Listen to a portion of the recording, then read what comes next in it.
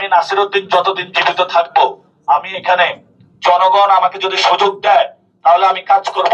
আর যদি ভোটে আমি জয়ী না হই, তারপরেও আমি ঢাকা ৮-এ কোনো সন্ত্রাসী ইনশাল্লাহ রাজত্ব রাখবো না। এটা বাংলাদেশের সামনে আমার কমিটমেন্ট। আমি সন্ত্রাস, চাঁদাবাজ, দুর্নীতির বিরুদ্ধে ইনশাল্লাহ লড়ে যাব। এবং আজকে এখানে আমাদের আমি ঢাকা ৮ আসনের ভাই এবং বোন এবং বাংলাদেশের সকল মানুষের কাছে বিচারটা রেখে গেলাম। মির্জা আব্বাসের যে সন্ত্রাসী বাহিনী এবং উনি যে সন্ত্রাস করে, গ্যাংস্টারবাজি করে, এটা আজকে উনি প্রমাণ করলেন পুরো বাংলাদেশের সামনে।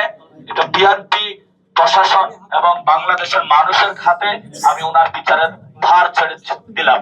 শহীদ ওসমান হাদি ভাই বলেছিল যে ওনার বিচারের কথা। আজকে যদি ওনার বিচার হতো তাহলে এই ধরনের দুঃসাহসিক কর্মকাণ্ড তারা করতে পারতো না। আমরা মনে করি বিচারহীনতার সংস্কৃতির মধ্যে রয়েছি। ইলেকশন কমিশন আজকে দেখছে এবং তারা উল্লাস করছে একটি দলের পক্ষে। তারা আমাদেরকে একটি খালি মাঠে ছেড়ে দিয়েছে যেখানে আমাদের কোনো নিরাপত্তা নাই। আমরা ইলেকশন কমিশনকে বলবো, সুষ্ঠু নির্বাচনের দায়িত্ব আপনাদেরকে দেওয়া হয়েছে, আপনারা একটি সুষ্ঠু ইলেকশনের দিকে যান। আমরা সহযোগিতা করতে চাই।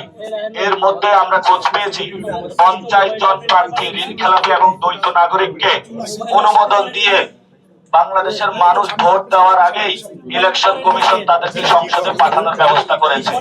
এবং বাংলাদেশে এই গণ অভ্যুত্থানের পরে প্রথম বাংলাদেশে যেই দুর্নীতির কাজটা ইলেকশন কমিশন করেছে, এটা বাংলাদেশের জন্য একটি লজ্জা। তারা মানুষ ভোট দেওয়ার আগে হলো গোল দিয়েছে।